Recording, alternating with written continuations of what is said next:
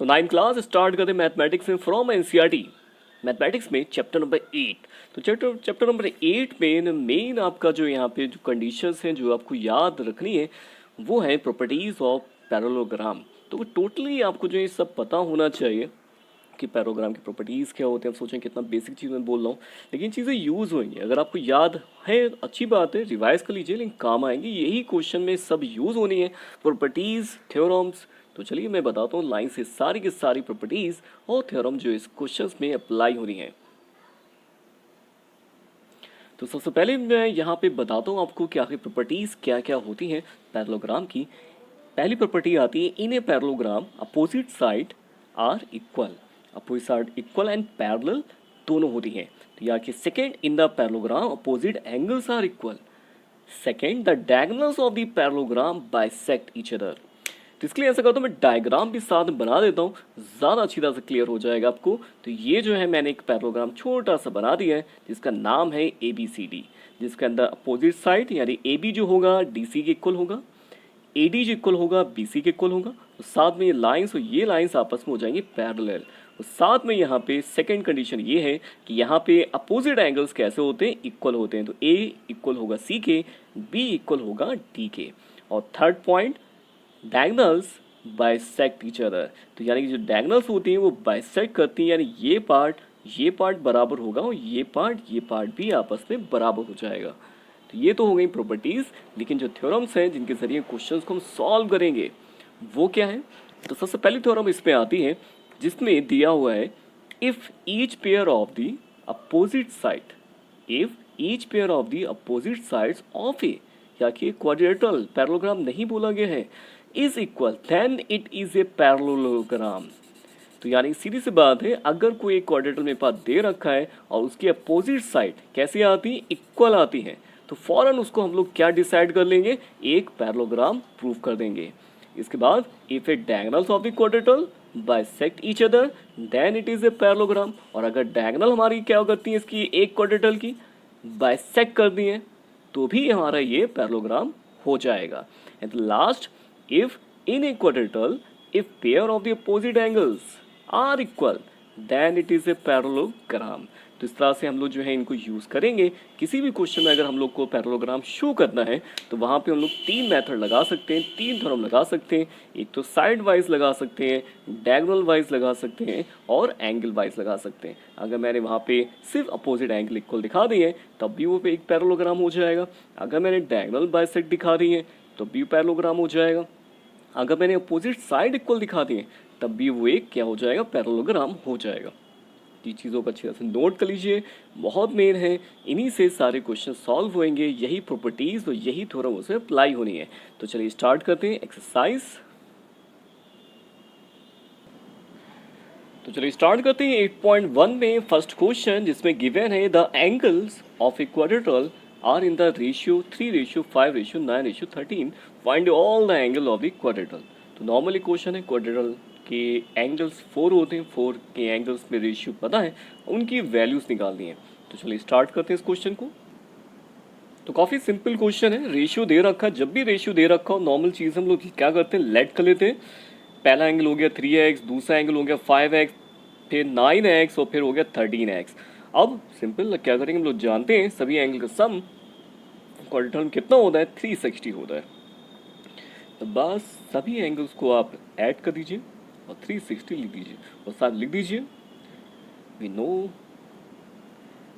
That sum of all angle in a, क्या लिखेंगे, बिल्कुल सही है, क्वाड्रिलेटरल 360। तो बस सबको जोड़ देते हैं, तो देखते हैं जोड़ने में कितना आएगा एडिशन करने पे।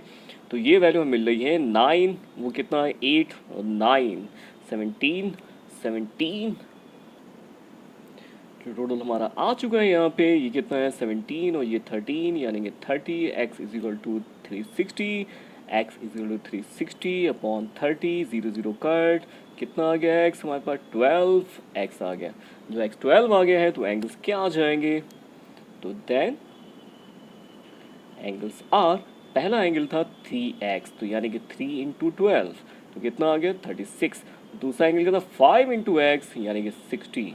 इसी तरह से 9 इंटू एक्स यानी कि 108 एंड द लास्ट एंगल कौन सा है 13 इंटू एक्स, तो इसके इंटू कर देखिए कितना 154 डिग्री आंसर आ जाएगा। तो इस तरह से फर्स्ट क्वेश्चन कंप्लीट होता है, काफ़ी सिंपल क्वेश्चन था।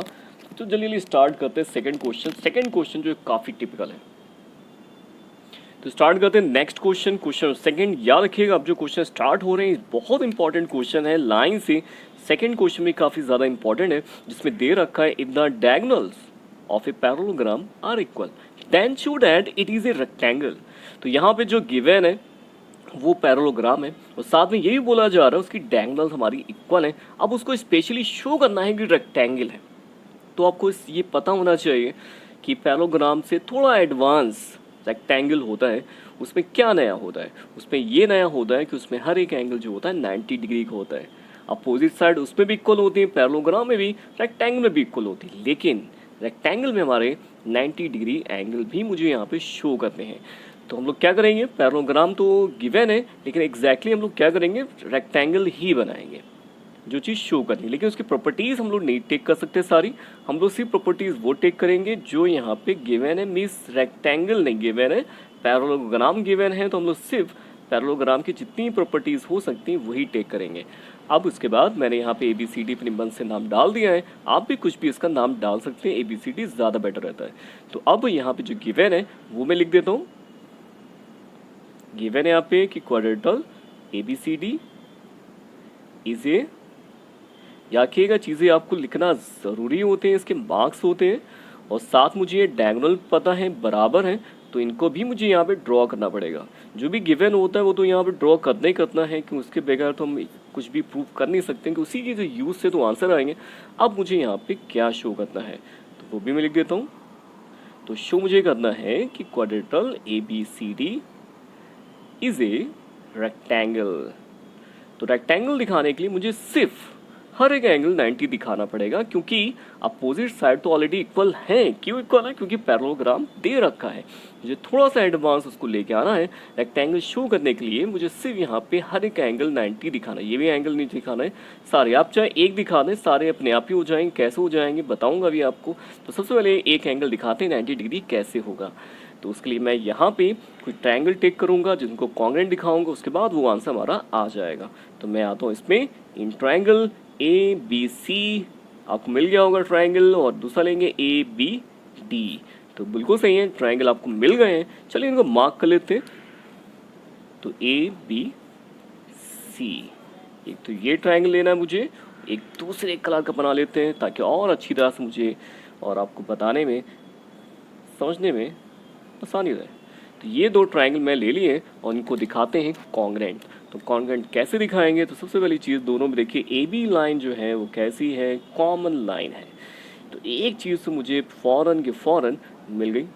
अब दूसरी चीज़ क्या होगी, अपोजिट साइड भी तो इक्वल होती हैं किसकी, पैरेललोग्राम की। तो क्या लिखेंगे, opposite sides are equal in parallelogram. ये शॉर्ट फॉर्म में लिख देता हूँ, आप बुक वैसे फुल लिखिएगा पैरेललोग्राम। तो इसके बाद इतना तो हो गया। अब एक चीज़ और दिखानी, डायगोनल तो ऑलरेडी यहाँ इक्वल दे रखी है, तो AC is equal to BD। तो ये तो गिवन में लिख देता हूँ, गिवन। तो ये गिवन हो गया, यानी कि तीन साइड मैंने इक्वल दिखा दी हैं दोनों ट्रायंगल में। तो मतलब ये है कि मैं इसमें साइड प्रॉपर्टी से दोनों ट्रायंगल कौन से जो मैंने ऊपर लिखे थे, कौन से ABC कॉन्ग्रेंट दिखा सकता हूँ किसके, ABD के। लेकिन इसको ऑर्डर में लिखना पड़ेगा ना, ऑर्डर कैसे लिखें, ABC। तो ABC कैसे कॉन्ग्रेंट हो जाएगा, ये तीन प्रॉपर्टी चीज़ें दिखा दी मैंने, लेकिन ऑर्डर क्या होगा, AB किसके इक्वल था, AB तो AB के इक्वल था। तो आप AB लिख दूंगा मैं वहाँ पे AB, और यहाँ क्या आ जाएगा हमारे पास, एंगल आ जाएगा AB, और फिर कौन सी डायगोनल आ रही है, AC वाली आ रही है। तो यहाँ ये ट्रायंगल हमारे पास बन गया BAD ABC। तो ये दोनों ट्रायंगल हो गए हमारे कॉन्ग्रेंट। जब कॉन्ग्रेंट हो गए हैं तो मुझे तो यहाँ पे हर एक एंगल 90 दिखाना था, मुझे यानी कि 9 एंगल्स को यूज़ करना है। तो बाई CPCT मैं यहाँ पे angle A equal to angle B ले सकता हूँ कि इक्वल होगा, ये CPCT से कॉन्ग्रेंट प्रूव कर दिया है। हर एक एंगल कैसा होगा, कॉरस्पॉन्डिंग इक्वल हो जाएगा। अब दोनों एंगल इक्वल दिखाने से 90 कैसे आएंगे, तो 90 ऐसे आएंगे क्योंकि हम लोग जानते हैं कि पैरेललोग्राम में लाइंस जो होती हैं अपोजिट पैरेलल होती हैं। तो AD जो पैरेलल है किसके, BC के। और जब लाइंस पैरेलल होती हैं तो प्रॉपर्टी होती है द सम ऑफ को इंटीरियर